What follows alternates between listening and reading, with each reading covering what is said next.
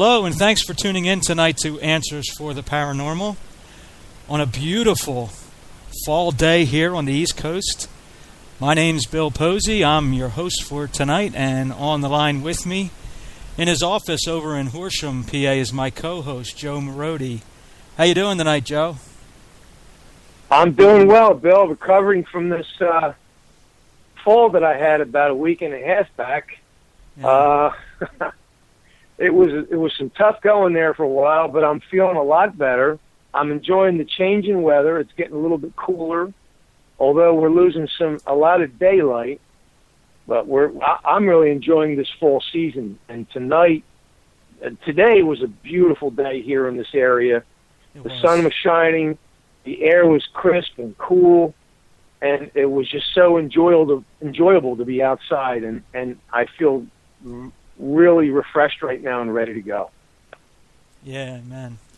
Yeah, it was a great day. I'll tell you, I went out this morning to walk the dog, and Boo Boo looked at me like, "Hey, it's a little cold out here this morning, Pop." So we had a good walk, but I went out without a jacket on, and I was like, "Oh man, I should have put something on because it was 40-ish when I went out." But as the day went on, it really warmed up nice, and beautiful autumn day. Absolutely. Yeah. Well, our name is Answers for the Paranormal. We are an internet-based ministry. We deal with the paranormal from a Christian perspective, looking at paranormal incidences from a biblical worldview. And our website is www.answersfortheparanormal.org. So look us up, check out our website. There's some great information on there regarding all things paranormal.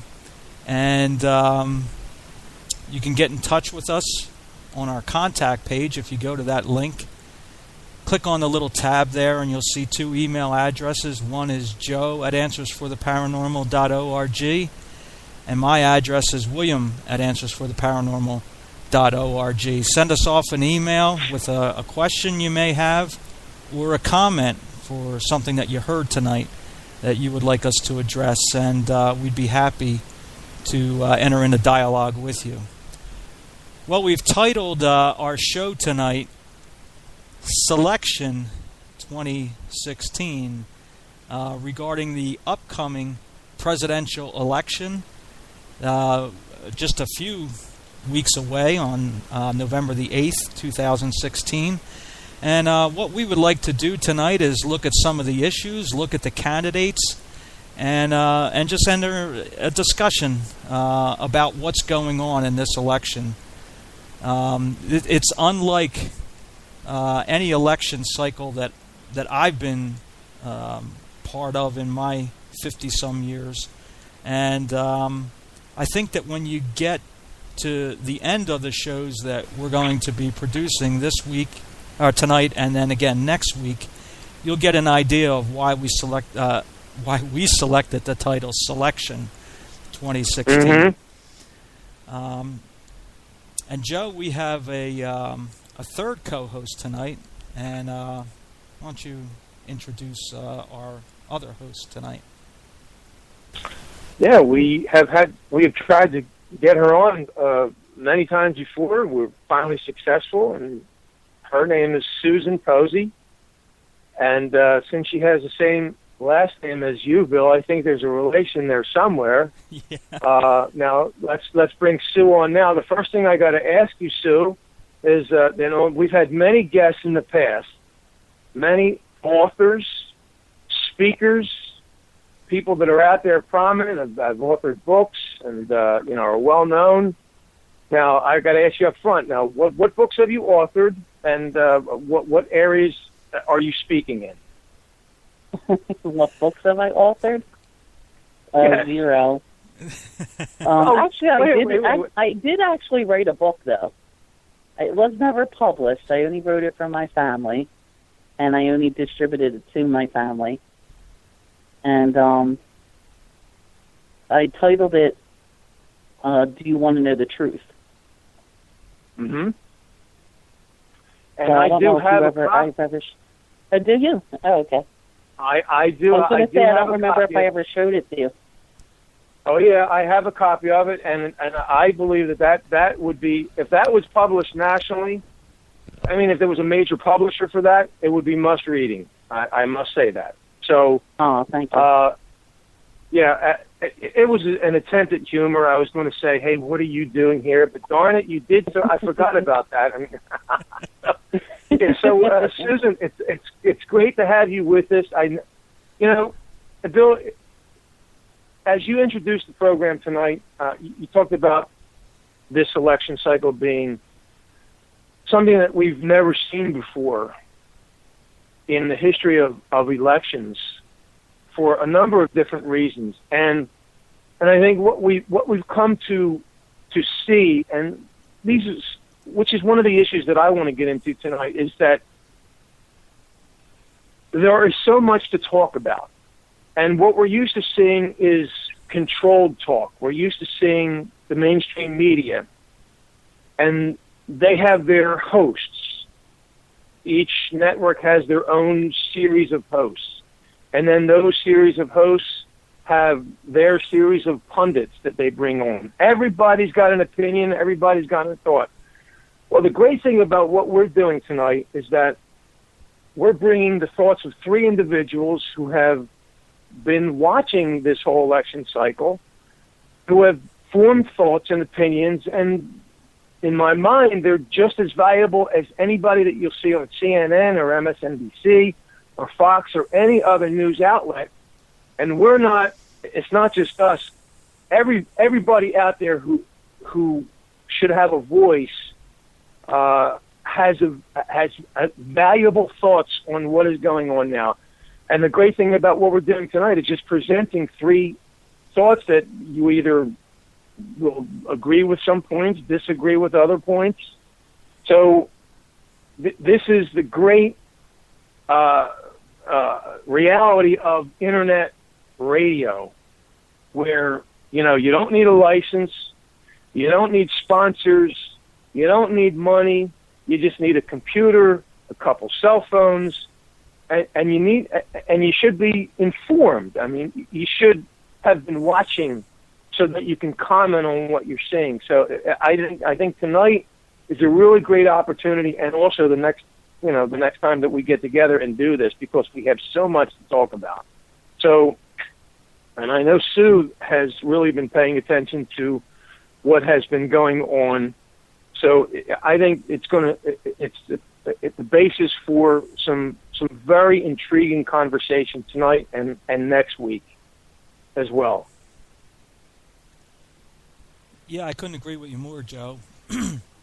And I too want to welcome Susan on with us tonight.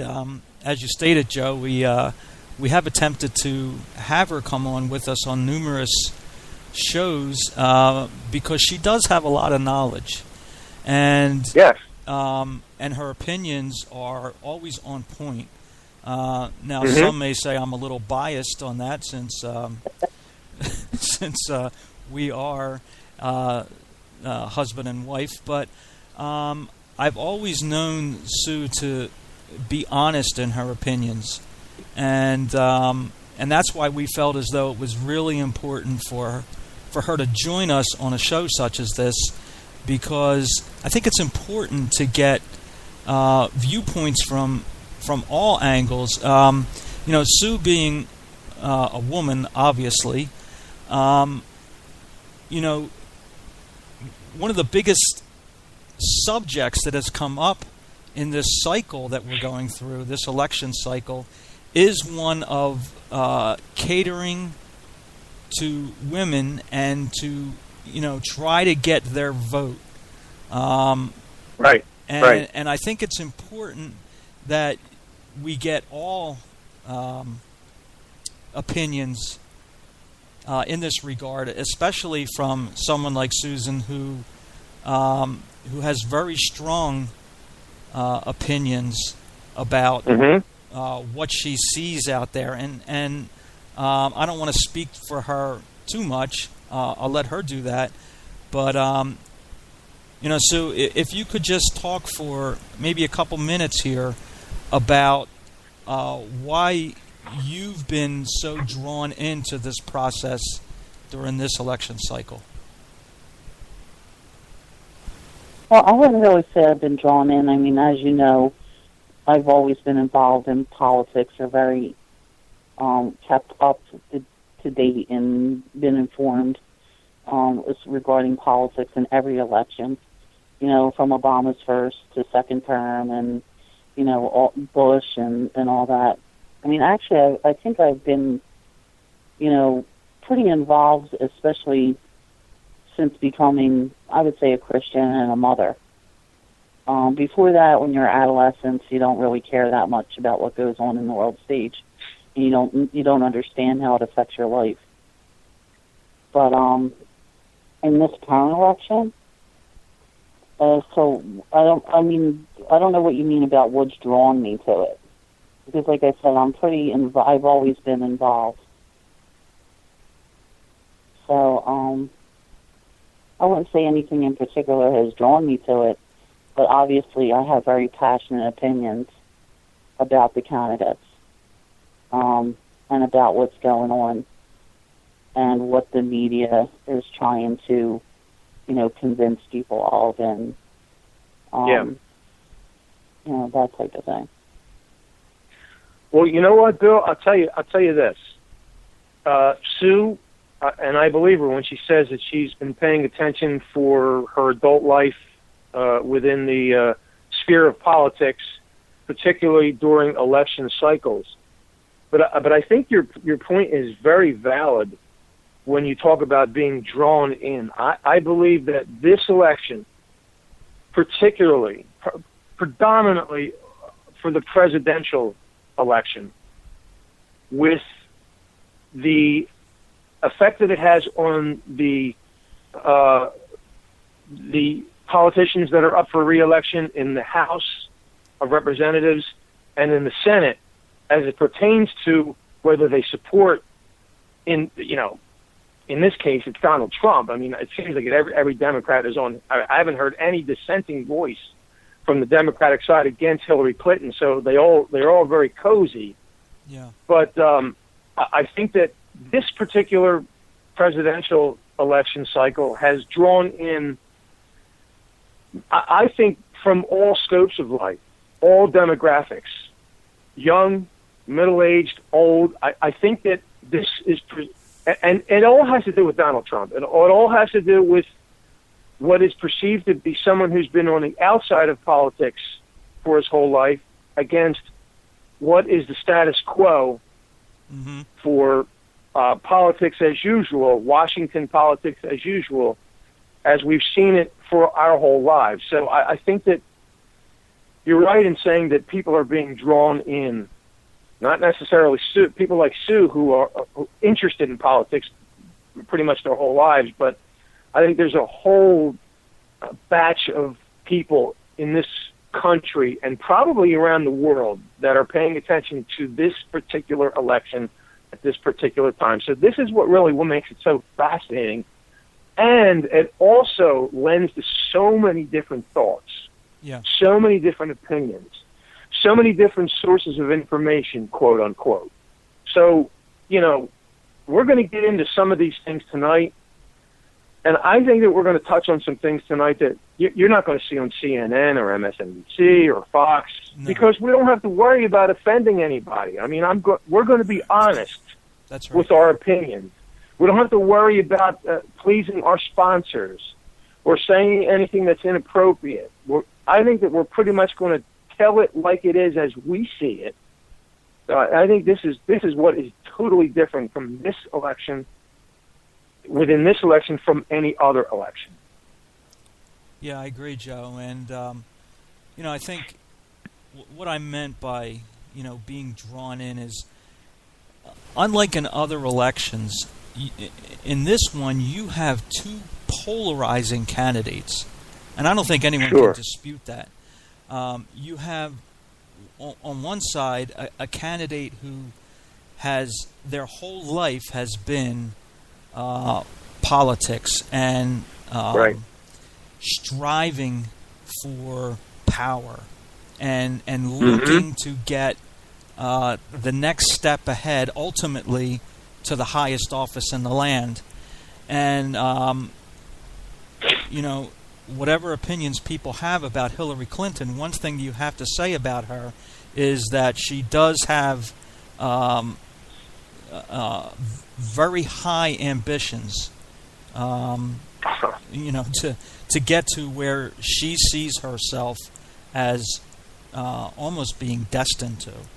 And then the other polarizing candidate that we have, Donald Trump, someone who has been celebrity status throughout his life, but someone who has been very successful, has hundreds of businesses, has really made himself the real estate mogul of the world. I mean, he's got properties all over the world and manages them very well, and is a family man who involves his family in the managing of these real estate properties. And as you stated, Joe, a complete Washington outsider, someone who is now taking the plunge into politics, and that appeals to some people. In the primary election cycle, you saw how someone like Bernie Sanders, who considered themselves a Washington outsider, and how much support he was able to garner by stating that he wasn't establishment. And I think that Trump has done a good job at showing that and he's pretty much alienated his party from himself, stating that he is the complete outsider and the only one who can fix what ails this country right now. So drawing in, that's what these two candidates are doing. They, whether you come down on the side of the R's or the D's, you have two candidates that have really not only gotten the media's attention, but gotten the everyday Americans' attention as to what they stand for and what they strive for. So this is going to be a great show tonight. I'm really looking forward to getting into the particulars. Absolutely. All right. At this point, we want to do a segment that we haven't done in quite a while, Joe, called our Icebreaker segment. This is where we come up with some questions for each other that neither know what that question is going to be, and we get into topics just off of the top of our heads. So this is the Answers for the Paranormal Icebreaker segment of the show. And Joe, you want to lead off? I will. Here's my question. And, usually, Bill, when either one of us asks our questions, we eventually will, after the other has answered the question, we will ourselves answer our own question. Yeah. I'm going to defer tonight. I am not going to answer my question until probably next week when we produce the second program. Okay. So I'm going to answer it next week. So here's my question to you, Bill, and to you, Sue, as well. What do you believe the criteria is that people use to determine who they will vote for? In this case, well, I guess you can say whether it's for a president of the United States, or a U.S. senator, or a congressman, or even a state representative or a state senator, or go on down to the local level. the issue is, what criteria do people use, in your opinion, to determine who they will vote for? Yeah, good question. You want me to go first, Susan, or you want to go first? Yeah, you want to do that, Sue? You go first. Well, I would say, speaking of other people, not necessarily myself, I would say that a lot of times the criteria that people use is, unfortunately, what they hear on the media. They buy into the media lies and to the rhetoric and, and to the media liberal opinions. The biased opinions, and they just are led down that way. And so I think a lot of them listen to basically the media, and they follow it like sheep. Then secondly, you have the group of people that vote on, again, unfortunately, just one subject, like gay rights, for instance, which I'm all for. If what people want to do is their business. I'm not their God. I'm not their judge. I don't care really when it comes what people's sexual preferences, to be honest with you. I agree as a Christian that God calls it sin. I agree that it's sin. However, I don't hold that against people, and they can do whatever they want. You know what I mean? When it comes to that's their private life. I think it's sad that people vote on that one issue when that's not anywhere near close to being an important issue. Like our economy and jobs and, our safety and security and, so many other issues that are really on the brink of collapse, pale in comparison to a decision like that, to make your vote on just one subject like that. And then obviously you have the people that make their opinions based on moral issues. Like a lot of Christians will vote just on the basis of pro-life or pro-choice alone. Those type of things. But I think that the best type of voter, I think, is one who takes everything into consideration about the issues, which sadly most people don't even know the issues. Or most people might not even be able to tell you who the running mates are to the current candidates. But I think that it's, the voters who are really useful are the ones who are taking all the issues into consideration, the candidates into consideration, and then making an informed decision that way. Very interesting. Which is my criteria. Like I look over it all, the good and the bad. Very, very interesting. Bill? Yeah, and this question is, I think, primal to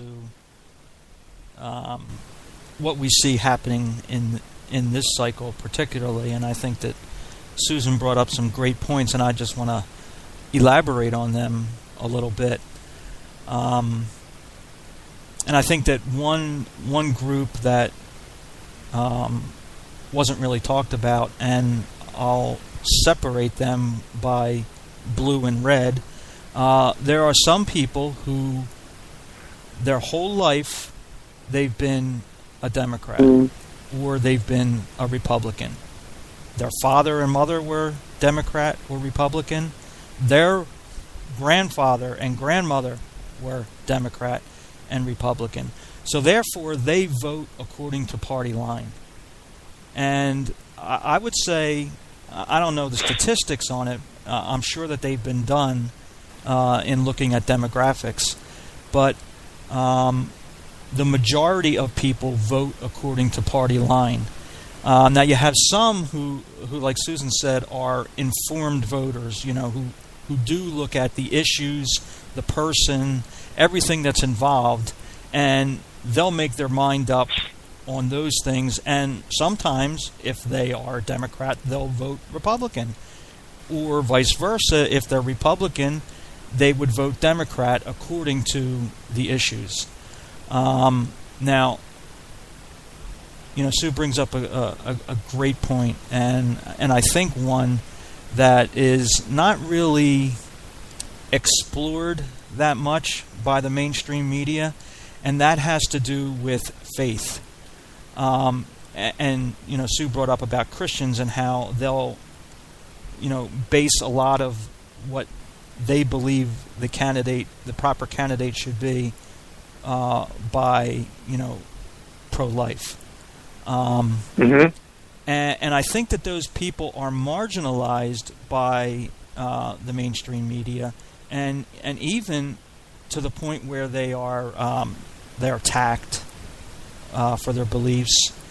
They're looked at as right-wing extremists, whereas Barack Obama described them clinging to their Bibles and guns. So they're a group that are put down. And I believe that this is still true, that somewhere in the 80 to 85% of the population consider themselves quote unquote Christian. So you have a group here that that is important as far as the candidates look at their potential that they want to go after to get their vote. I think that when faith is brought into the equation, it changes a lot of things. Now, I know some people that that don't even consider that issue, the pro-life issue, and they do consider themselves Christian, but they say, well, look, you're never going to separate Roe versus Wade from law in this country. The Supreme Court is never going to get to the point where they're going to overturn that law. So therefore, we're not going to consider pro-life as being part of how we vote, but we are going to vote according to moral issues. How the family is viewed. How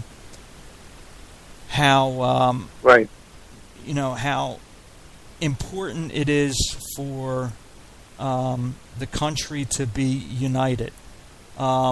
These different kinds of issues on moral choices, that most in the Christian community will come down on.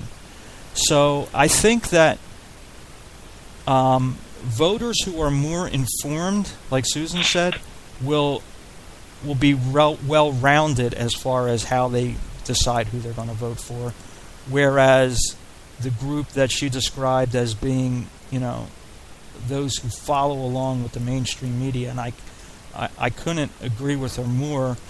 When you go on the internet and you look at some of the responses people give to when they're asked a question, we just had Columbus Day, right?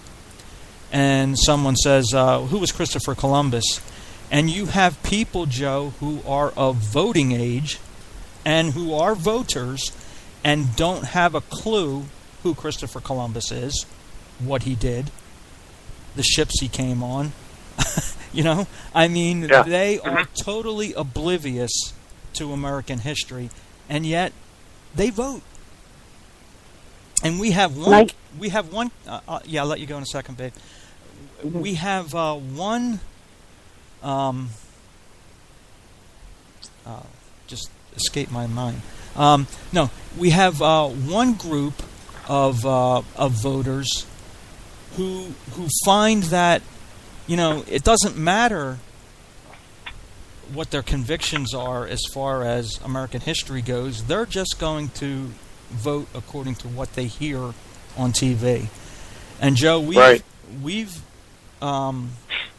explored this from a lot of different angles. The power that the mainstream media has in shaping people's opinions. And, if you ask someone, about 9/11 or about Sandy Hook or about San Bernardino or any of these other things, and they'll tell you, well, I saw it on TV, so it has to be true.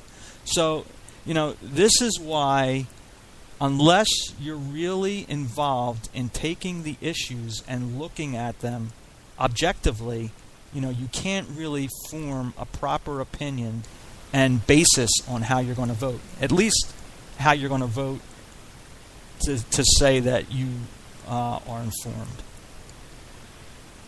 So? Well, I'll tell you. Yeah, if I can interject, I just wanted to... yeah, sure. If I can interject, what I was going to say was, when you brought up a good point about one of the things that I failed to mention was party lines. A lot of people just forever, and their families have been forever Republican or Democrat, and they vote that way. And one of the things I thought of is, I do vote party lines. I have always been a Republican, but I have a reason why for that.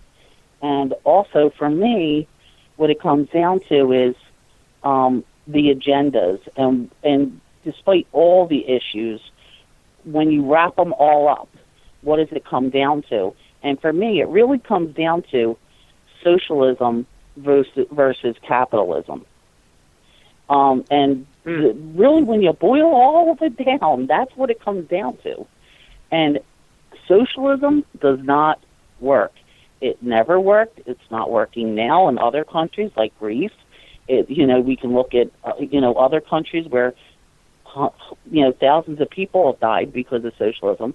It doesn't work. It's a proven non-work system that causes nothing but death and destruction. And capitalism is what has made America rich and the superpower of the world. And so I'm always going to vote for capitalism. And basically, Sue, what that comes down to, I believe, is more government control versus less government control. More government involvement in private lives versus less government involvement in private lives. Exactly. It's the philosophy of the extreme on one side, where, and there's no doubt in my mind that Hillary Clinton and all those who have gone before her believe that they should decide what is best for us as citizens of this country, as opposed to what we wanted. And I think recently the greatest example of that is the Affordable Care Act, known as Obamacare. Mm-hmm. It is an example of government sticking its nose into areas where it should not be, because when government sticks its nose into areas where it should not be, it corrupts those areas. Yeah. And the only way to even make those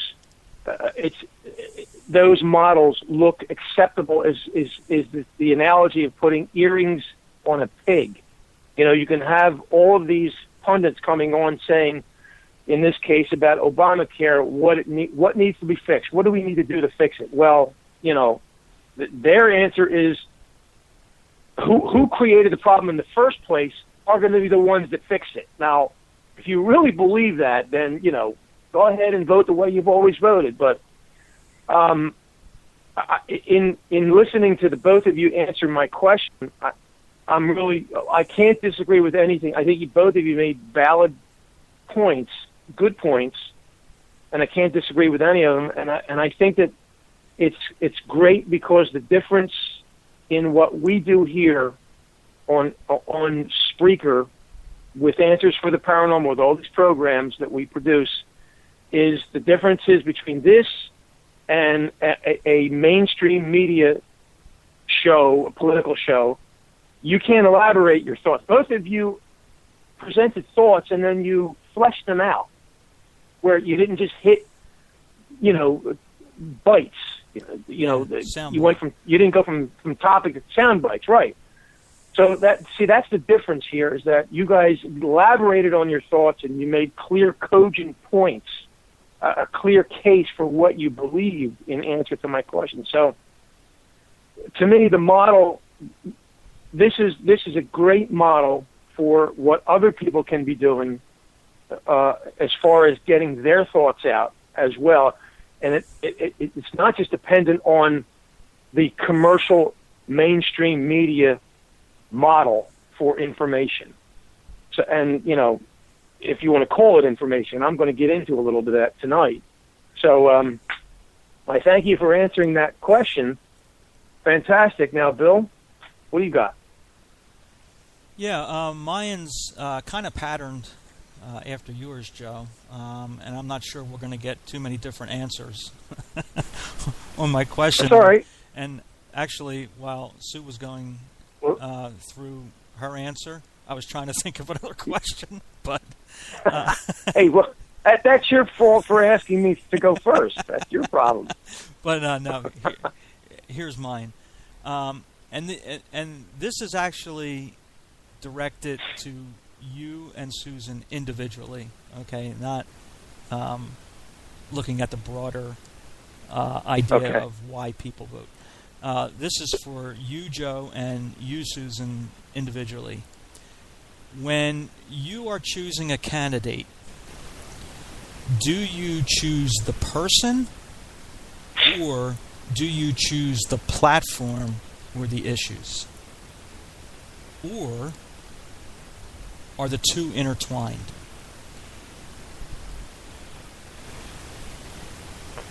You want to go first? Or you want me to go first, Sue?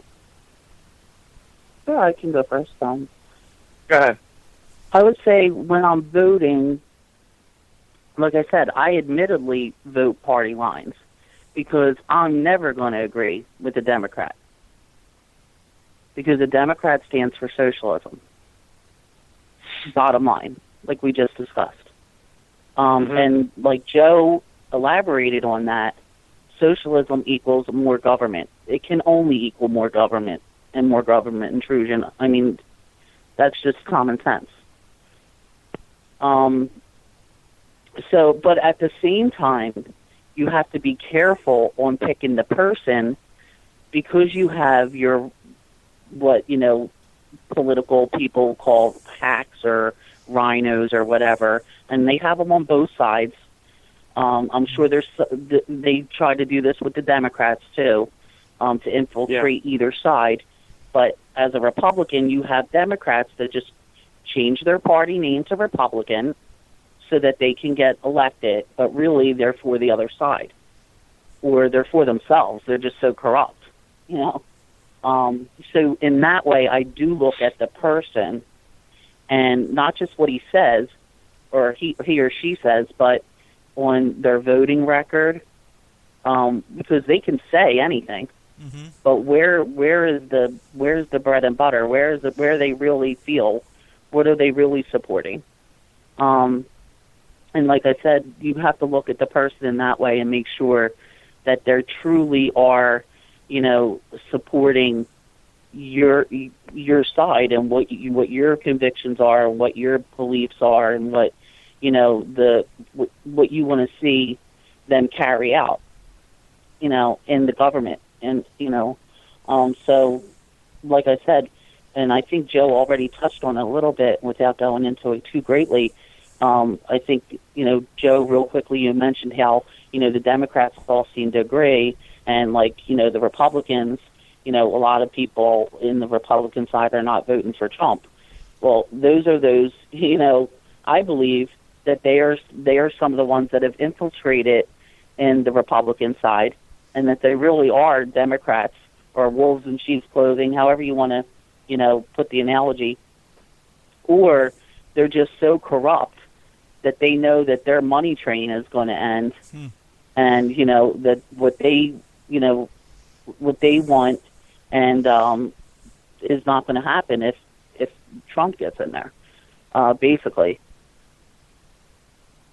Good answer. So I mean, like I said, as far as my own personal opinion and how I vote, like I said, I admittedly vote party lines and for the reasons that I stated. But at the same time, I definitely make sure that the person is truly a Republican and stands for the things that I believe in, like Second Amendment and Constitution and, so on and so forth, pro-life and... Mm-hmm. Yeah, that's a great answer. Yeah, well, I'll tell you, Bill, Sue is a lot more informed when it comes to voting than I am. When she's talking about looking over a person's voting record and their personal political history, I mean, that's way beyond my scope of involvement in politics. I'm not just going to go into a booth and start pushing buttons that have an R next to them. But I've always, well, no, I shouldn't say that. Not always. In recent history, let's say 20 years, I've been convicted on certain issues. Mm-hmm. Chief among them is the right to life for those that are still in the womb. And we got to stop calling them the unborn. I mean, I plead with people, stop calling them the unborn. They've already been born. When the sperm fertilizes the egg, the human being is born, period. Mm-hmm. So please stop calling them the unborn. The other issue is taxation. Where do these candidates stand on? Do they even understand? Now, Donald Trump says he understands the tax code, and it looks like he does understand the tax code, but I don't know if he's going to be the one to fix it. So I look at the way, I don't know if anybody can fix it, because what I prescribe is so different than what I'm hearing from either one of these two. So the two that I really pay attention to are, where do they? If someone doesn't respect human life, right, if they want to play games with when life begins, I have no respect for them. And I think that depraved mindset will flow out from this person into other areas as well. So that, along with the tax system, and also an understanding of the Constitution. Yeah. You know, everybody loves to jump up and down and talk about the Constitution at certain times. When this con guy at the Democratic National Convention pulled out this small copy of the Constitution and said, "I know this, I carry this," and everybody went Yahoo. I guarantee you, none of them have a copy of it. So I look at what understanding do the candidates have of the Constitution, and that's really hard to understand, mm-hmm, because it's not really talked about. These are the issues that are not really talked about. Now, when a president is sworn in, I mean, he places his hand on, he or she, well, we haven't had a female yet, places their hand on a Bible, okay, and they swear, and, you know, if they're a believer, they shouldn't be swearing. Let your yes be yes and your no be no, okay? Amen. Beside that, they swear to uphold the Constitution. That's the only thing that they swear to uphold. And yet I wonder how many of them have actually known what the Constitution says. So for me, I'll admit it's a challenge. It's a challenge, and I think Sue has been much more in tune with politicians than I have. But this election is a little bit. No, I shouldn't say a little bit. This is very different, and I have been watching mainstream media, not news, for the last 6 months. I mean, almost every day. I never did that. So I'm hearing things from these two candidates and others. You see commercials for, lesser elections, federal elections and state elections. But this is particularly, my antenna has gone up for the last 6 months. So I don't know if that's answered your question, Bill, but I think Sue is much more clear as to who she's voting for than I am, even though that after you hear the things that I'm going to say, you might wonder about that. I think, too, Joe, like you were saying about how this election has pulled out people that, drawn people to it. Like I said, I haven't been drawn to it because I've always been, up to speed with political subjects and topics and stuff. But I do think that the reason for it is because, number one, I mean, obviously, is you have a woman versus a man, first woman ever. number one. Number two, I think that some people are starting to wake up and see the corruption of the establishment, who Hillary basically is the queen of. You know what I mean? And she's a lifetime political, person. Her whole career is politics, and she basically represents the oligarchy. And so I think you have that, and people waking up to severe corruption, versus they see it's kind of the Reagan effect. Oh, this is just a good old boy. He's one of us. He's running, and guess what? And he's funny, and he's not politically correct. And we're tired of being politically correct, and we're tired of being told what we're allowed to say and not say, and what we're allowed to think and not think. And you know what I mean? And so he stands for that. He's the voice of the people that think and feel that way. On top of that, he is rich. He's built an empire. He's been successful. Obviously, he has a good business sense. He knows how to make money. He knows how to put winning teams together. Are there bad things about him? The other thing, too, what I think about Trump, and maybe I'm wrong, I don't know, this is my opinion, but I think he represents the typical American male in many ways. The patriotic guy, you know what I mean? The typical, like I said, the typical American male. I can't explain it in any other way. But I lost my train of thought, what I was going to say, but anyway, my point being is that I think that people feel that, they see that Trump's human and stuff like that, and does he have faults? Is he without fault? Absolutely not. I agree he's egotistical. You know what I mean? Sometimes he has diarrhea of the mouth. He doesn't know when to shut up or whatever. I'm not saying that there's no bad things about him. Of course there are. But when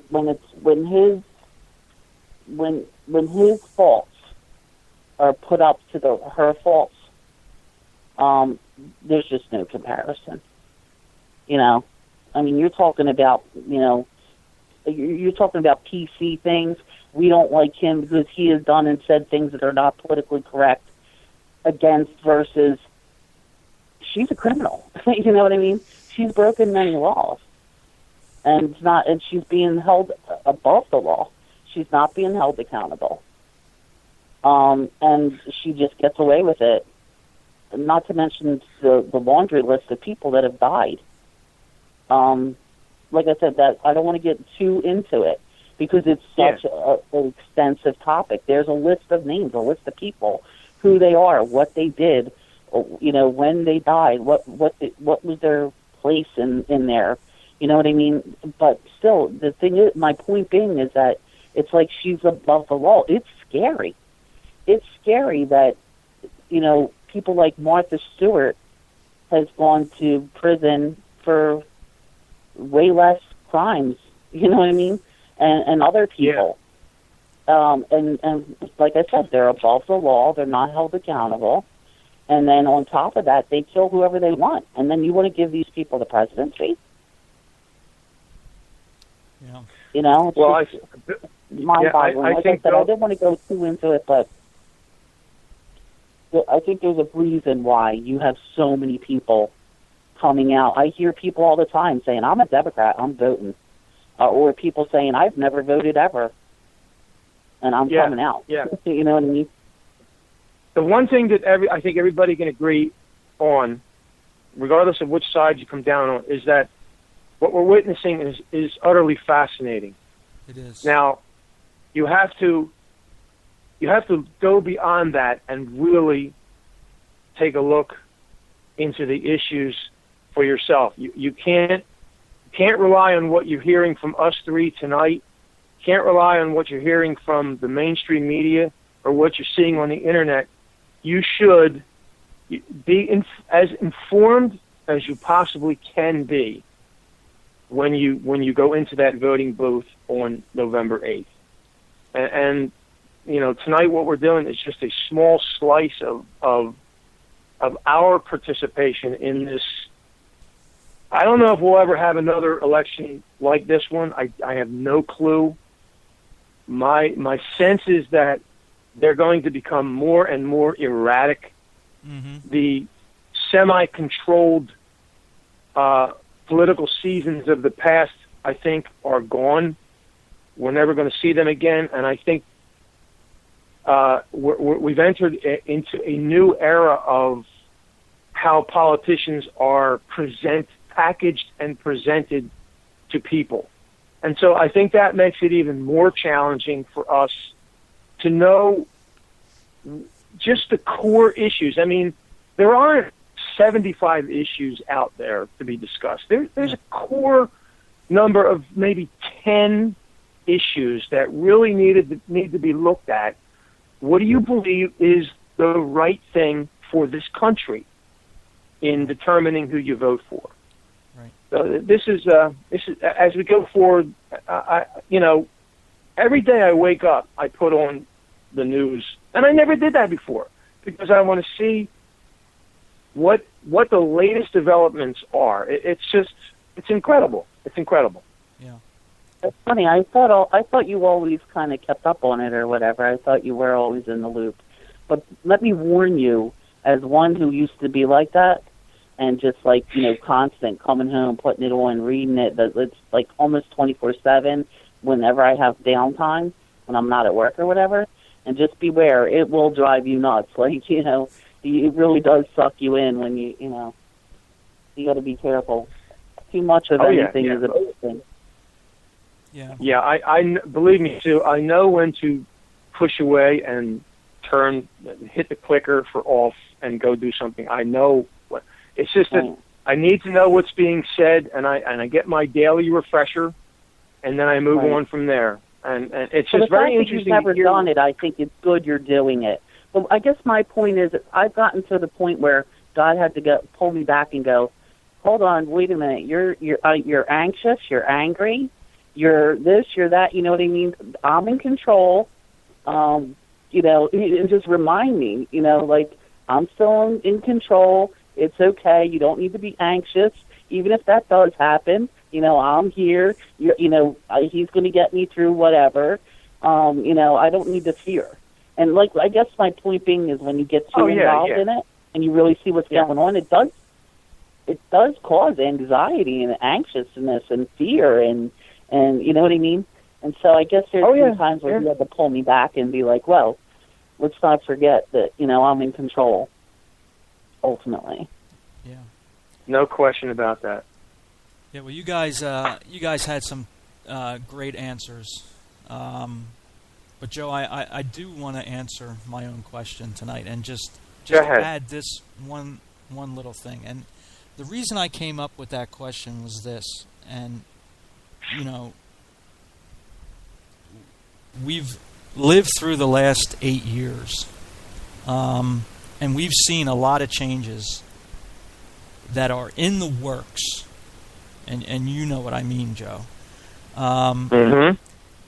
Things on the landscape that are just waiting for the right moment to be able to tip the scales to government control. And so when I asked, do you vote for the person or do you vote for the platform or the issues, we just had 8 years of people who voted for a person. Oh, yeah. Right? And no question. And let's be honest, like you said, Joe, we're going to be totally upfront and not worry about being PC. One of the main reasons that Barack Obama enjoyed 8 years in the White House was really because of the color of his skin. And I know, there's no question about that. People are going to call me a bigot. Oh, now you're not being politically correct. Well, And that's fine. I mean, you can label me whatever you want. I know in my heart. I know what's in my heart. But no one can dispute that serious vetting never took place during that man's candidacy. No one knew really who he was, what he stood for, as Sue pointed out, what his voting record was, because there was none when he was a senator. Yeah, And they voted for a person. no question. Plain and simple. And so, my fear is that in this election cycle, it's almost it's similar in some ways to where people are voting for a person, a character. Very interesting. Whether it's the career politician, and there are those who think that Hillary is informed, and she's experienced, and she has a grasp on what it would take to be in the White House because of her husband and all these things. And then you have this other person that people are saying, I want him because he says what I'm thinking. Right? Right. And right. so the danger is that if you really don't look closely, and Joe, I think that you made a great point that people need to do that for this election coming up. Well, I think that what you meant by too that it's similar is that many are going to vote just because she's a woman, exactly. and they want to see the first woman president. That's exactly it. It's exactly it. And now, hold on, guys. Now, let's be fair. I tell you, I may just be dense, but I thought you were going the other way, Bill. Silly me. I mean, that's absolutely true. How I didn't make that connection right off the bat, like you did, Sue, I don't know. But again, let's be fair. Do you believe, you too, that there will be many, many who will vote for Donald Trump just because he's not a career politician, just because he's an outsider? Well, I think that he's never held public office. That's his Absolutely. committed base. That's the people that will vote for him no matter what. That's his base. Now, what that percentage is, I'm not really sure. You hear varying views on that. Oh, he's got his 40%. Now he needs to get X amount from women and minorities, to be able to pull this off. Personally, right. I don't think there is any pulling off in this election, and we'll get to that when we go through this whole series. Yeah. But you know will. what? It's going to be very dangerous if people do what they did in the last two elections for the President of the United States, and that is voting for a person. Yeah, it's a great point, Bill. It's a really great point. And I think that goes to the point where we do have a soundbite reality show mentality base in this country who are so consumed with entertainment and amusement that they really do see this, and it's being, got to admit, it's being presented as such. The people in this country are seeing this election almost as though it were a reality show, as though it were entertainment. They put on the mainstream media stations of their choice. Now, I go back and forth all the time. I'm flipping through. I don't just stick with one. So they'll turn into their cable news station of choice to be entertained. They'll turn it on to hear what they want to hear. Mm-hmm. And again, let's not equate that with information. And I'm gonna flesh that out a little bit in a while if we get to it tonight. I think that this is what marks this, what distances this election from all others, is that collectively, as a people in this country, we have been herded into an entertainment-based reality. Great point. And we can't focus on anything. We don't even use the term multitasking anymore.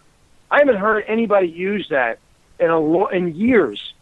It's almost assumed now that you don't just do one thing at a time.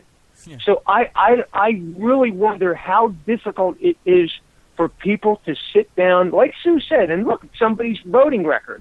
They're saying one thing. Does their voting record equal what they're saying? I think that's almost impossible anymore. I don't think people have the discipline anymore They're here and they're there. They're driving. They got one hand on the wheel. Maybe they got their foot on the wheel and they got a cell phone in one hand and their iPad in the other hand. It's just how informed are people when their attentions are diverted all over the place? Yeah.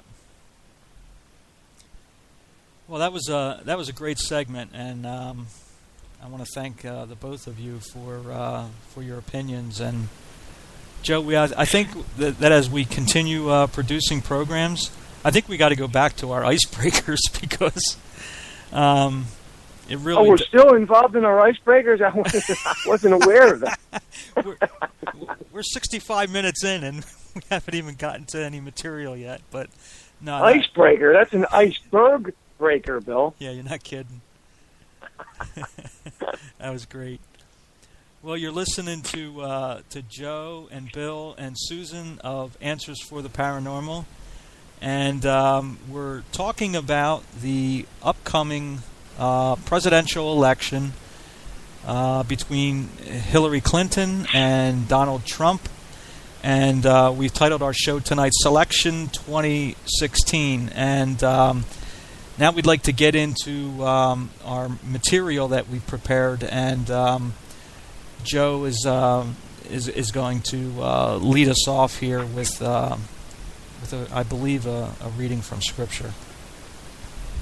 Yeah, I really think it's imperative for believers to understand what I'm about to say, and I want to present this as both an encouragement and an admonishment, because we can fall prey to losing focus,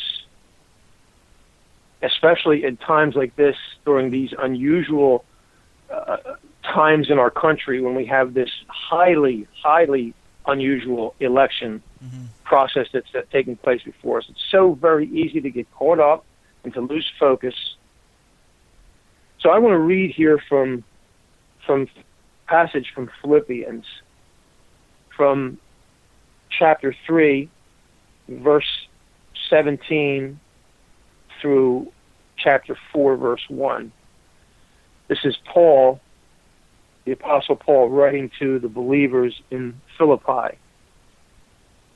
Join with others in following my example, brothers, and take note of those who live according to the pattern we gave you.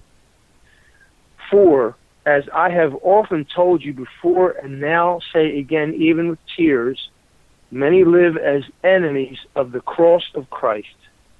Their destiny is destruction. Their God is their stomach, and their glory is their shame. Their mind is on earthly things, but our citizenship is in heaven, and we eagerly await a Savior from there, the Lord Jesus Christ, who, by the power that enables him to bring everything under his control, will transform our lowly bodies so that they will be like his glorious body. Therefore, my brothers, you whom I love and long for, my joy and crown, that is how you should stand firm in the Lord, dear friends. So this letter Paul addressed, it was written to the believers in Philippi. Now, Philippi was a Roman colony in Macedonia. Macedonia was not Italy, but the Philippians enjoyed Roman citizenship. The Philippian believers, they were aliens in the land of Macedonia, but technically they were Roman citizens, and they enjoyed all the privileges of being Roman citizens. Now, this is what Paul is stressing here. This is the same with believers in Jesus Christ.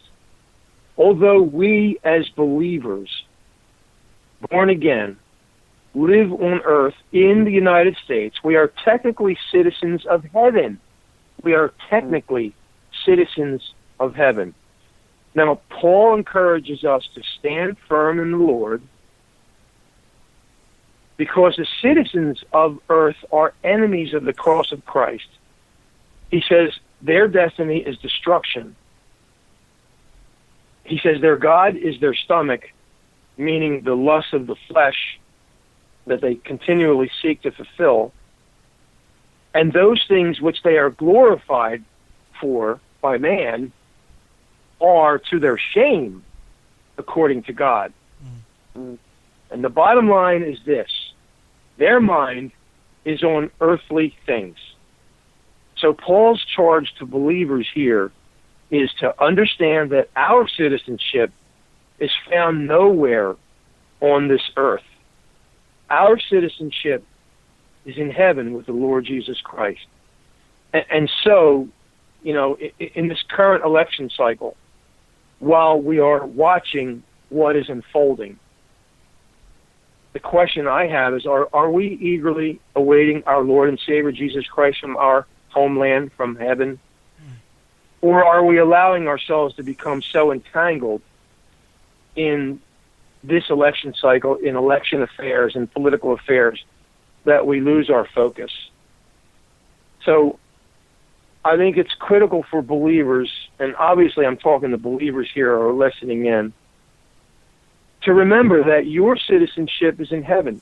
Yes, we watch, we participate in the political process. That's not sin. We do what we are aliens in this world, living in the United States, but we participate in the affairs of this country. Mm-hmm.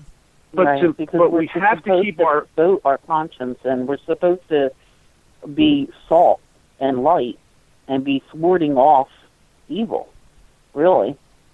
And I think that is our responsibility too, as believers. That I think that it's a travesty that believers of all people are the highest number of people who don't vote at all. Mm-hmm.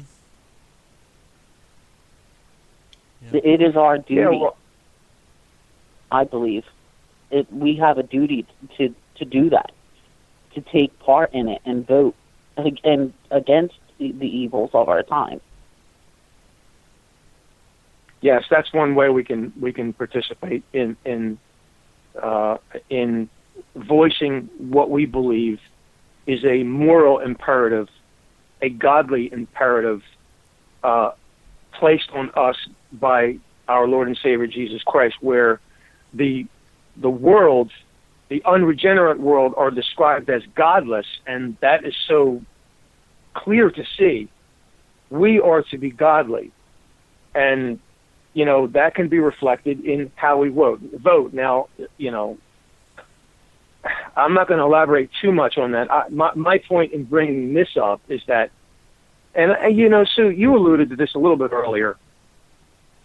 Regardless of what happens, regardless of who wins, we don't lose our citizenship. We live on this earth, but our citizenship, technically, in reality, in truthfulness, is with Jesus Christ in His kingdom. We can't lose that citizenship. Regardless of what happens politically in this world, how bad it gets, my encouragement to believers is to, Jesus Christ is never going to have to run for office, because He's the King of Kings and Lord of Lords, and He is absolutely righteous. In His kingdom, there is no sin, there is no corruption. There is no need to worry about what goes on in His kingdom, because He is the King. That's what we ought to be looking for. Are we eagerly awaiting for Him to return? Amen. Yeah, Joe, that is some great encouragement, and as you were commenting on that passage of Scripture, it really does. You need, if you're a believer, you need to really step back from what we are involved in, and even Paul the Apostle, he struggled with this at times. Even saying, far better for me to go and be home than. Yeah.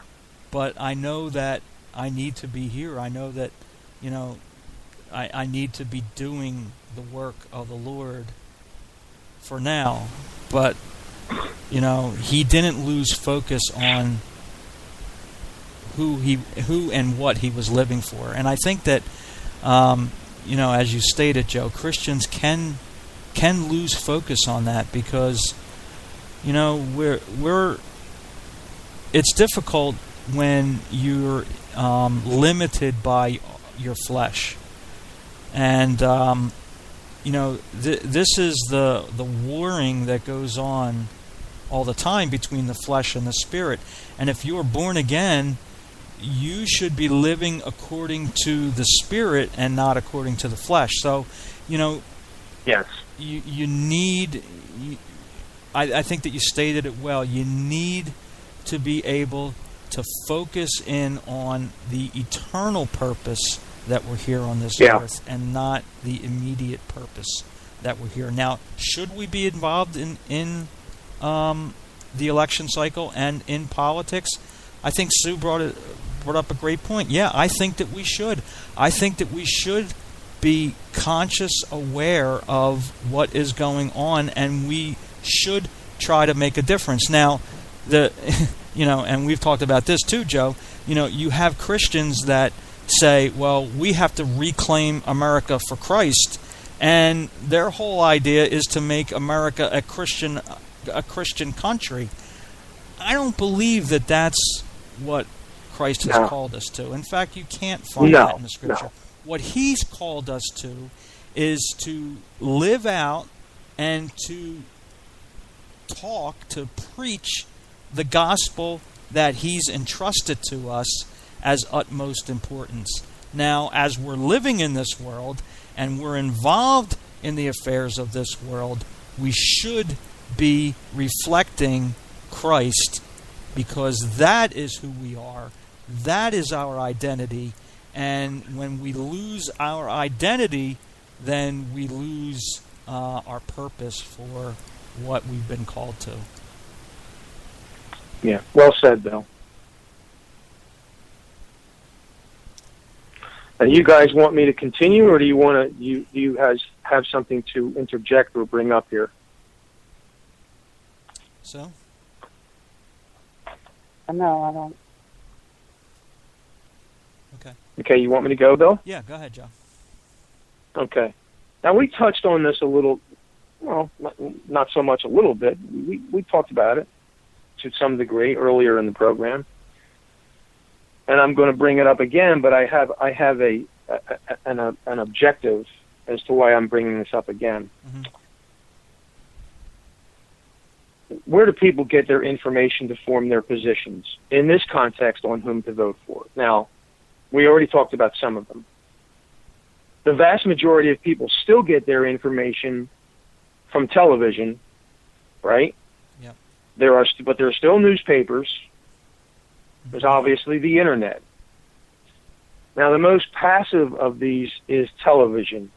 Obviously because you have to physically manipulate both newspapers and the internet. You come home, you're tired. You got to open up a paper. You got to flip the pages, or turn on the computer or your tablet or your iPad, and you got to maneuver through the pages. You got to scroll down, scroll up, scroll to the right, scroll.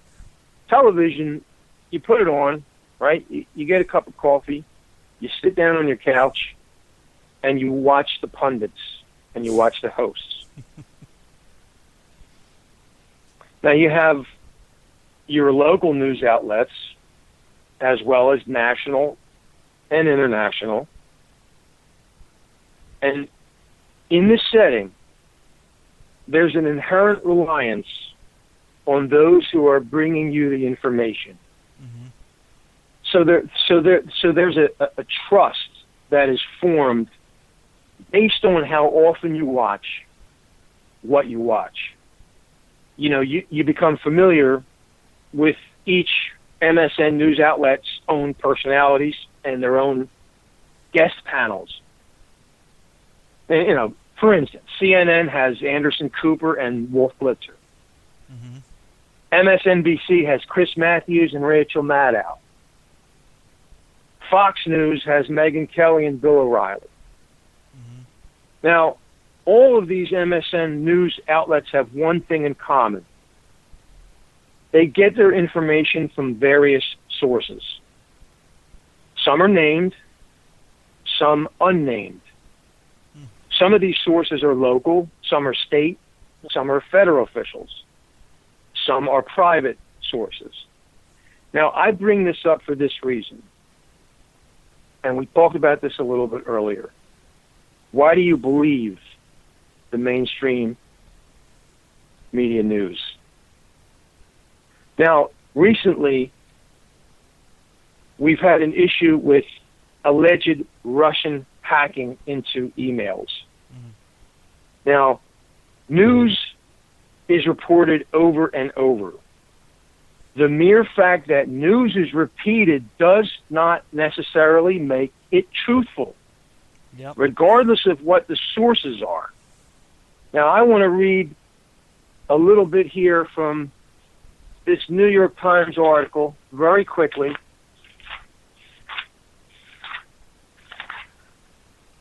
The heading is, John Podesta says Russian spies hacked his emails to sway election.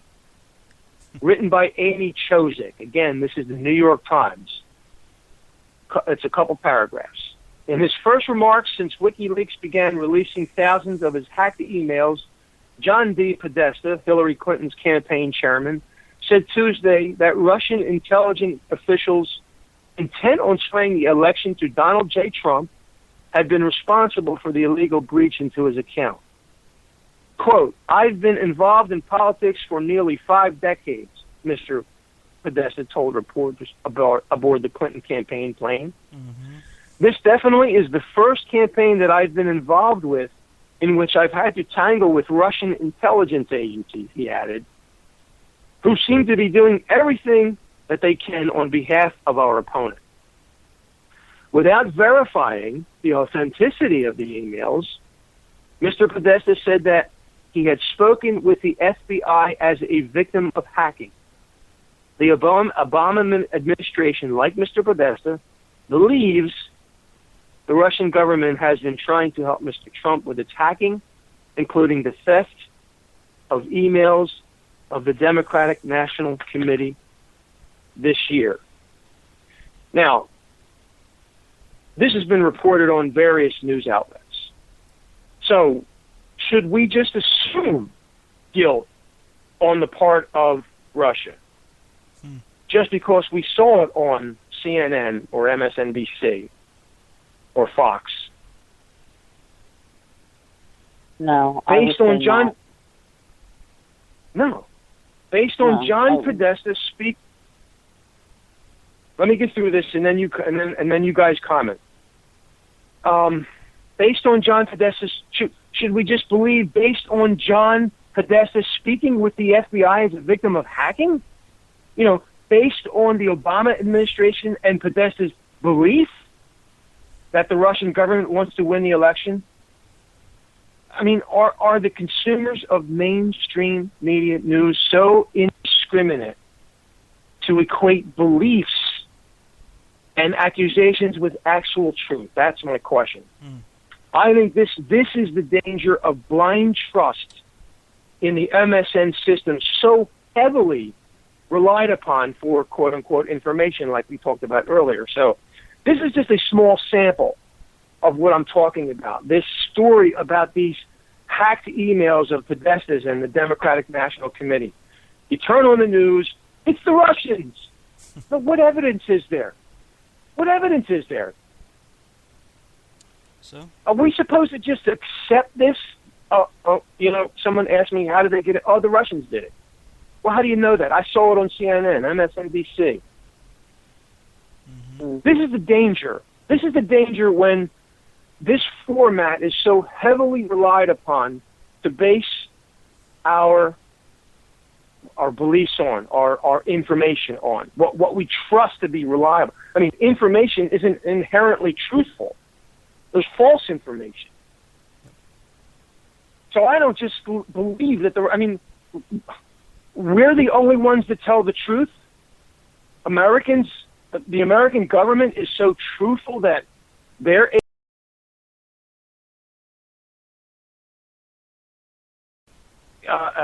American emails, we just believe it. Mm. So you want me to go first, though? Yeah, you want to comment, hon? First off, I don't believe that we should just believe what they're saying. Number one, like you said, there's no proof, no evidence. Number two, the government, our current administration, especially our current government, all of them, it's so corrupt right now. You don't even realize just the one question that you're asking, the amount of information that's packed in it.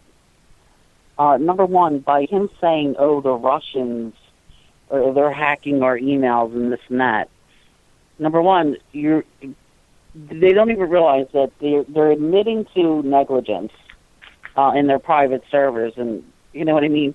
That they even had been hacked, okay? But they act like they've done nothing wrong. But basically, even just in that statement by Podesta, he's basically admitting negligence, number one, which is another good reason why Hillary shouldn't be considered for a presidency, because she can't even, she's a security risk, clearly. But anyway, also, they're so corrupt, and this is the rhetoric, this is the storyline, this is the narrative that they're setting up. And it serves two purposes. One, they try and make it like Trump is somehow, in cahoots with Russia, which is just laughable. I mean, I don't want to take up the rest of I don't want to take too much time getting into too much detail, because we don't have much time. But basically, it's laughable. Like, Russia doesn't have any, Trump doesn't have any businesses in Russia. He doesn't have any business with Russia. He's made a couple comments about Putin on a personal level, just who he thinks he is as a leader. You know what I mean? Which, I think he was correct in some of the things he said about Putin. He doesn't go around apologizing, and, he's a strong leader, unlike what we currently have. But this is the scary part, is that many believe that really, and she actually alluded to it in the debate, by saying that she does not want to see Assad in power. Many believe that really they're setting us up because they want to go to war with Russia. Mm-hmm. And with Syria and take Assad out and all this. So basically, it's kind of by the media pushing this narrative, this storyline. It serves two purposes. One, it undermines Trump or makes it look like he's somehow in cahoots with Russia, who's our lifetime, nemesis. You know what I mean? And also to set us up for what they really want to do on the political stage, which is really scary. I'll tell you that, because I really don't think, as strong as we used to be, or we are, or the superpower everybody likes to believe that we are, we've dropped down so far, and I believe we wouldn't even beat Russia. Well, I think that you bring up the point, Sue, that you really have to, and I don't even know if there's any way to do this, is to work your way through the smoke and mirrors of politicians saying one thing and really having an agenda on the back burner that when they're elected, when they get into office, that they will pursue that agenda that was really camouflaged. So much of politics is camouflage, and that's what really is troubling. So you really have to think about what's being said and what may be behind what is being said. So it's very difficult. Nothing is out in front. Nothing is clear cut. Nothing is a choice between A and B. There's always a muddied mix of in between. Mm-hmm. So people are just, I guess they're less careful. They're not worried about looking beyond what is being said as to as to what might be the motive behind what is being said. And again, sometimes it's hard to get to that stuff if you don't have the time, you don't have the energy. So, I guess my point is that you can't take as truth what you're seeing on television, reported in the news. You can't blame the Russians for this. And the point is you're admitting to hacked emails. You're admitting to me that there's negligence, that your emails were hacked. And then when you go into looking at what do these hacked emails say? And like I said, without going into too much detail, because I'm sure you are going to be bringing it up about, the bigotry in them and the attack against people of faith and, the whole Russian thing and so on and so on. And them rigging the whole Democratic primary. I mean, that all came out in those hacked emails. Who cares who hacked them? I really don't care if it was Russia who brought it out. Actually, Anonymous is taking credit for it. Julian Assad is taking credit for it. Who's to say it's Russia? And if it is, even if it was, who cares who's the one who exposed the truth? Yeah. And they say even in the debate she acted like, oh well, and they're doing this because they want to see him win, not me, she said in the debate. Like, what? As if Russia or Putin would have some kind of benefit by one or the other being in there. Like, come on. No, they wouldn't. Come on. Yeah, they wouldn't. And it certainly doesn't make sense, where they say, well, Trump is in cahoots with Russia for some reason, but yet, on the other hand, they say that Trump is reckless and shouldn't have his hand on the nuclear codes.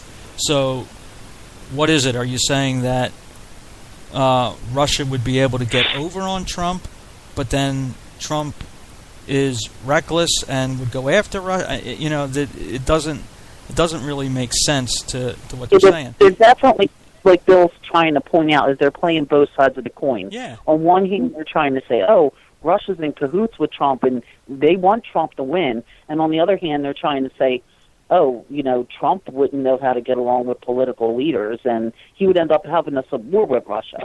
Like, what is it? Is he in cahoots with Russia or is he going to have us at war with Russia? Right. You know what I mean? Yeah, and the first disagreement between Trump and Putin, the pictures being painted of Trump running back to the nuclear codes and nuclear bombing Russia.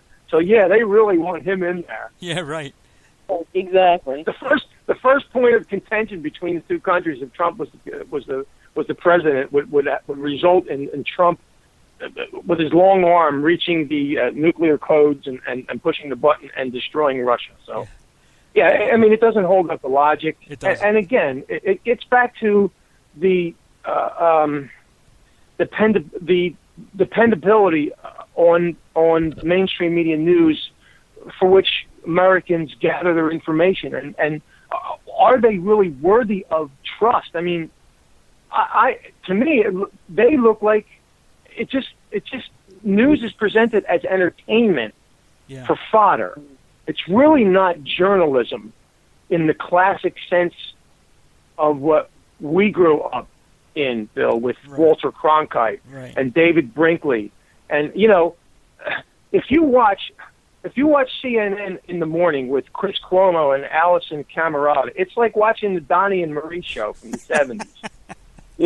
They're joking back and forth, and you can clearly see their agenda. I mean, they're not hiding it. Yeah. And that's not what journalism is about. It's not about taking sides. Journalism is about getting information and not inputting your comments in there. So we've lost that somewhere along the way. Oh, no doubt about it. So that makes it even more challenging. Yeah. For as dangerous as it sounds, I mean, you got to go to the internet. You got to find trusted sources on the internet who don't have an agenda. That's right. You have to build up a history with them, because you know that, first of all, the same corporations own all of these news outlets. Yep.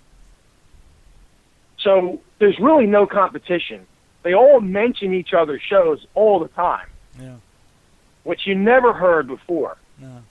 And, I want to bring up one other thing, too, Joe. Yeah, go ahead, Bill. And yeah. You need to think about this seriously for a moment. I think that everyone would agree that Hillary Clinton, should she make it to the White House, will be the progressive Barack Obama. In other words, she's going to take Barack Obama's beliefs and initiatives, policies, and is going to advance them even further, right? On steroids. Yeah, Exactly. She would be Barack Obama on steroids. Right.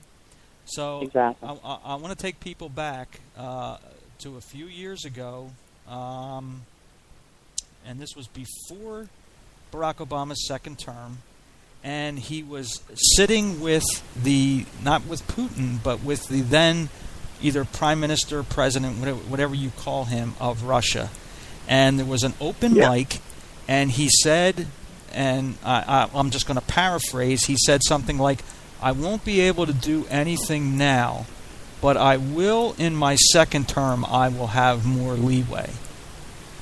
Now, no one knows what that comment involved, but it seems to me that since Russia is now being accused of so much involvement now in American politics, where is Barack Obama's place in this? Yeah. Joe, I don't trust anything that comes from the White House as being the truth or factual in any way. And I think that you've commented on and have shown it for what it is, smoke and mirrors. And if nothing else, that's what Barack Obama does daily in the White House. It's all smoke and mirrors. It's a dog and pony show for something that is taking place behind the scenes and then trying to present something to the American people that is not really going on. Yeah. But like Joe said, too, you have to go on the Internet and look and try and find credible sources and stuff like that. But when you do that, though, what boggles my mind is, on the one side, when you look at, what, Trump supporters or the Republicans are saying is they're exposing the corruption, and in detail, whether it be, the emails or the Clinton Foundation or, the lies or whatever it is, they're just exposing it. And on the Democratic side, all you find is just a smear campaign. He's a racist. He's a misogynist. He's a gay basher. He's a homophobic. He's, a Muslim. What's it called when you hate Muslims? Supposedly, he's an Islamophobe, right? Islamophobic, and so on and so forth. It's just a smear, and it's just to scare people, and it's just these sound bites, like you said. There's really no validity to any of them. And the sad thing is you have people who just see that all the time on the liberal media, and they hear her spewing it all the time. And when you talk to them, they're like, "Oh no, I'm not going to vote for Trump. He hates all Mexicans." And it's like, what? And when you ask them for, you say he's a racist. Why? What did he ever do or say that he's a racist? And they don't have an answer. Yeah. They can't give any facts. And I'm sorry, it's not racist to want to build a wall and secure our borders and to stop the sucking us dry economically of illegal aliens in the country, living off of our government programs. We can't afford it. We can't. There's no way we can sustain it. I believe they want the collapse because the collapse will, usher in pure socialism. So I think that they're pushing for it. Here's and I think that without going into too much detail, again, I think that we're going to have to try to hit on points as we're listening to each other talk as we go along, or else they might not be brought up again. Some things are clear in my mind. Some things are very clear. And with regards to the issue of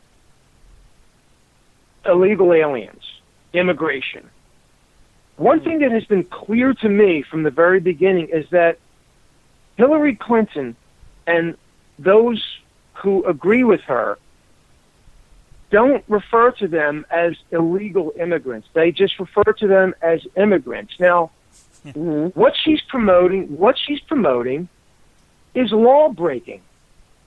And let me interject for 1 second. They not only call them immigrants, but they insist that Trump is against immigration and say, oh, well, that's what America's always been about.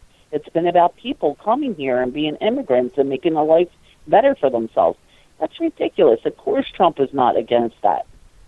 They fail to, like you said, they purposely mislead people, and they fail to say that he's against illegal immigration. Right.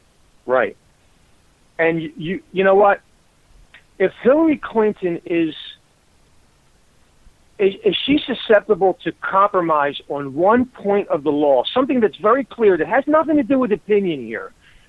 Someone in this country who is undocumented has not followed the process to become a legal citizen of this country. Therefore, they are breaking the law. In essence, they are lawbreakers. You can't argue against that. But the one side is not paying attention to that. They want this wishy-washy sentimentalism that they want to draw on people. Oh, they have families, they have this, they have... Yeah, I understand that. They're human beings, but they broke the law. And as you said a little while ago, Sue, that I've heard Trump say that he wants the laws to be, when it comes to immigration, he simply wants the laws that are on the books to be followed. Exactly. And not only that, right, and not only that, but they... Yeah, go ahead. Go ahead. Well, I was going to say that you have a whole contingency of those who would agree with Hillary Clinton, a whole contingency that approve of law breaking. They're okay. I know, with, it's crazy. You know, if you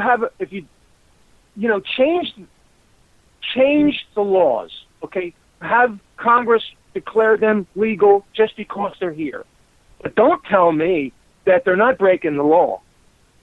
And don't tell me that you shouldn't tell me that you're okay with it, because as I said a little while ago, you're willing to compromise on this one point of the law. What else are you willing to compromise or overlook to get you elected or to keep you in office?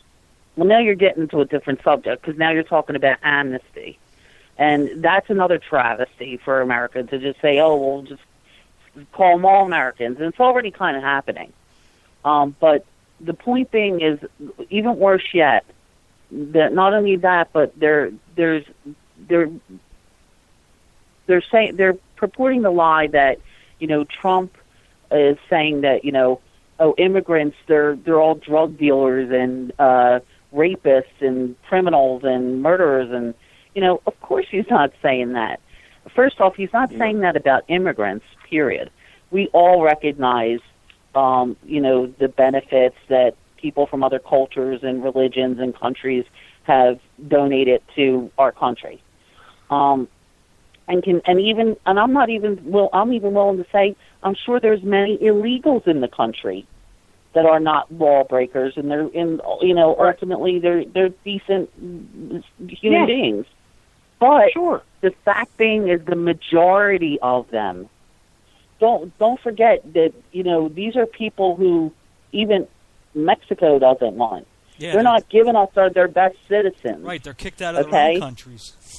Yeah, these are people who are drug cartels. They're drug dealers, many of them. They like you said, they're undocumented. We don't know who they are, what they are, or we have no record of them whatsoever. So they come and they commit all kinds of crimes, and we don't even have their name on record anywhere. So they get away with it. Everything from rape to murder to whatever, and they get away with it over and over again. And there's times where they're caught and we don't even deport them. We just let them go. I have people in my family who are police officers, and they catch these illegals, or they catch these illegals committing crimes, and they're told, well, like they contact, the proper authorities, and they say, yeah. well, let them go. Just let them go. And so they let them go. Incredible. They don't even deport them. It's crazy. Well, it's crazy and has to stop. My point is, if we're a culture, if we're a country of law and order, then we should follow the laws that are on the books. I mean, it's really simple to me.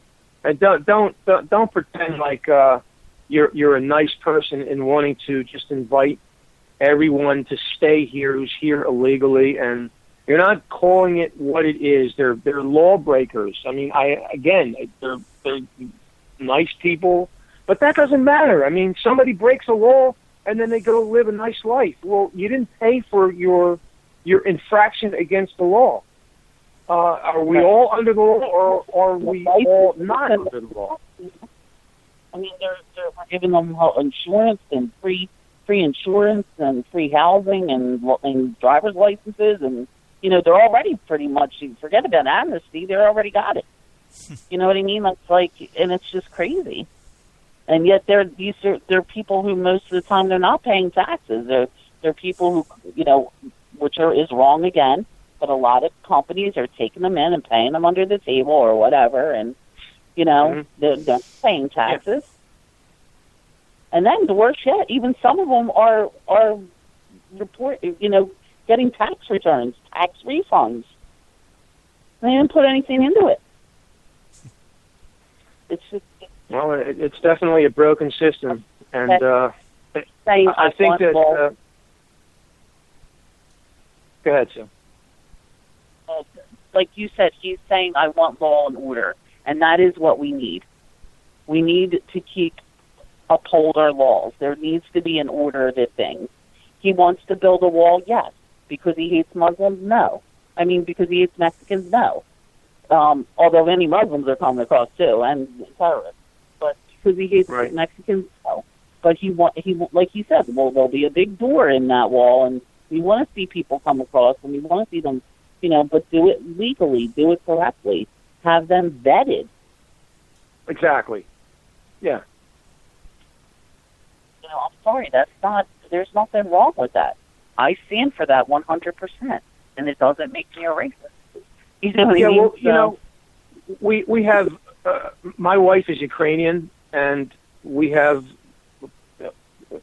flesh and blood relatives that have gone through the vetting process and the naturalization process, and they've done it legally. Right. So there is a right way to do it. There is a lawful way to do it.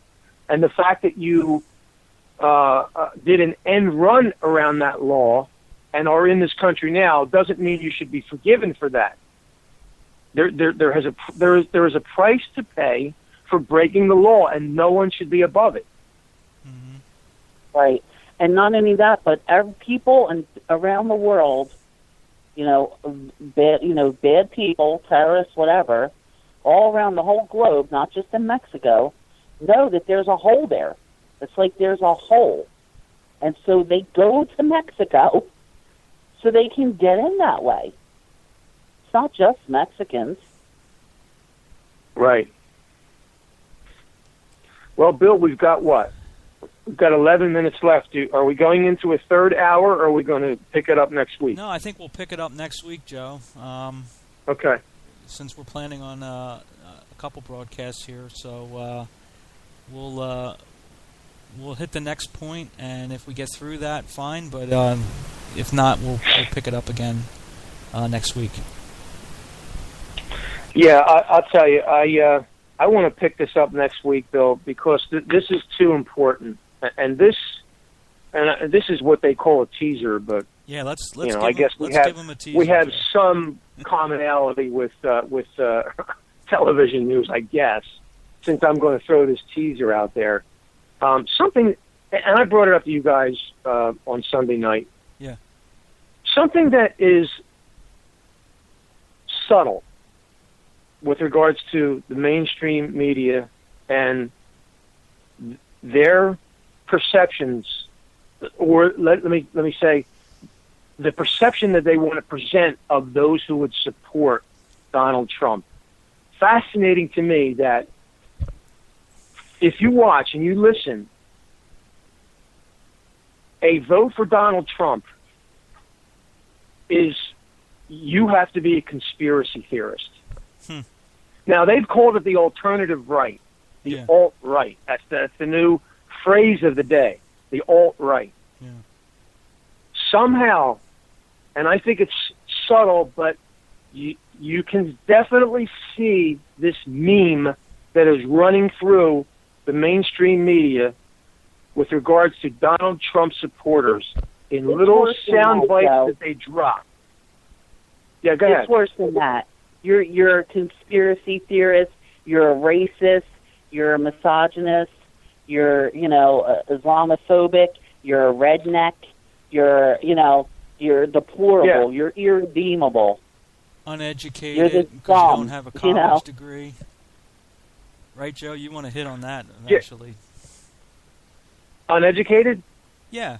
The white males who don't have a college degree, they're right. They're worse than deplorable. Yeah. Well, as though there were only one definition of being educated. Right. Now, my question is, who's educating you? Where did you get your education from?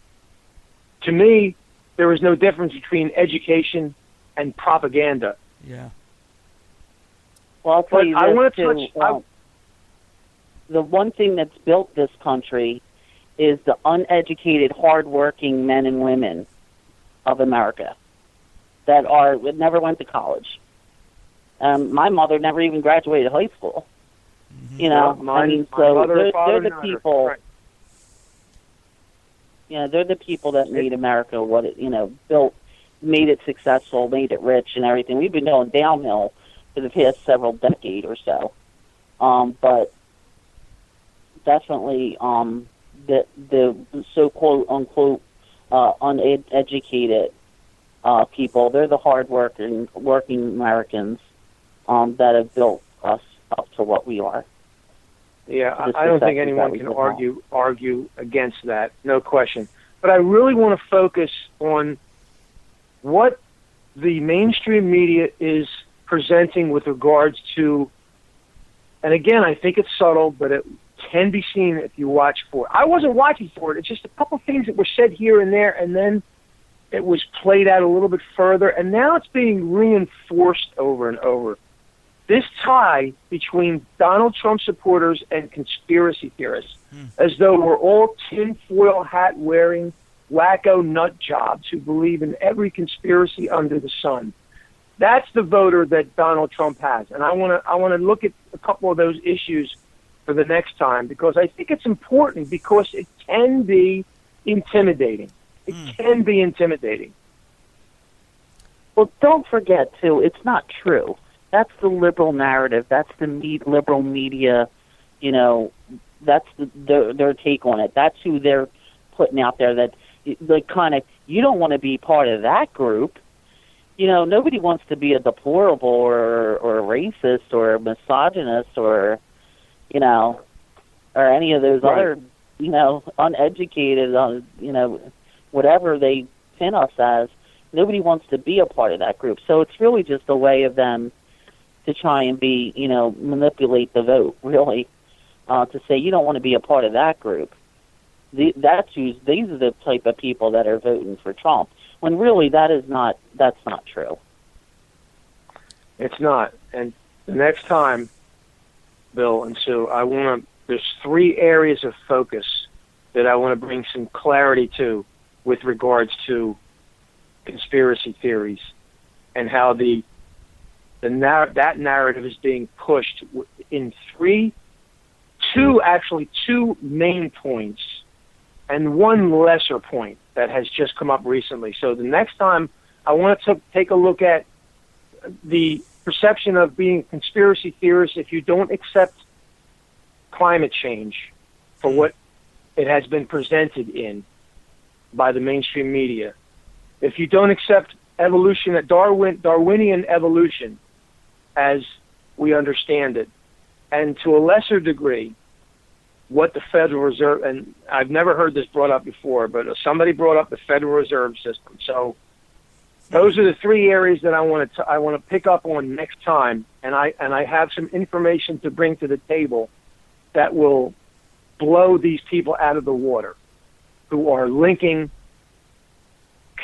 contesting climate change, contesting evolution, and the perception of the Federal Reserve System, blowing them out of the water. And I'm going to use other people to do it, not just me. Good. I can't wait to get into like Trump's audios versus Clinton's actions, or Trump's temperament versus Hillary's temperament, or Trump's mouth versus Hillary's mouth, or I can't wait until we get to the deep issues and the comparisons, because when you really look at the facts, the comparison there is no comparison. Yeah, we're definitely going to get into that. And as a matter of fact, Sue, I have the transcript. I have the transcript of Donald Trump's Access Hollywood bus tape. So I'm going to go through that, and we're going to take a look at what has been presented as truth, what it is, and what it isn't. It's critical to understand this, because it's incredible what has been done with this whole Access Hollywood tape. It's just unbelievable, the things that have been said. Yeah. Well, there you go, folks. If you're listening to this tonight or listening to the podcast, next Friday night, we'll be back on the air again with part 2 of Selection 2016. We hope that you will tune in to listen then, and really look forward to picking this up again with you guys next week. And Susan, thanks for being a part of our broadcast tonight. You've brought some great observations to our show, and we really appreciate you doing that. Thank you for having me. Happy Friday, everybody. Yes, absolutely. And Bill, let me also mention this. Yeah. We want to involve listeners. Yes, we do. Tonight we weren't able to take calls. There was a problem with Skype and Spreaker, so we weren't able to take calls. Now, next Friday night, for those who are listening, we definitely want to take calls in the second hour of the program. So listen again next Friday, and anything that you've heard said tonight, and we've said a lot of things tonight. We're not here for everybody to agree with us. We believe we have convictions, and we're revealing those convictions. If you disagree on any point, call and let's discuss it. Yes. This is not a format where we're going to talk you down. If we disagree, then we're going to disagree, and we're going to try to discuss our disagreement like adults. So that was also something, Bill, for listeners to look forward to. Yeah, for sure. Well, Joe and Susan, thanks again so much for tonight. We want to thank our listeners. Thanks for tuning in, and I hope you will tune in again next week and listen to part 2. So for Susan and for Joe, this is Bill. Thanks for tuning in. Hope you have a great Friday night and a great weekend, and God bless. Good night, you guys. God bless. Good night.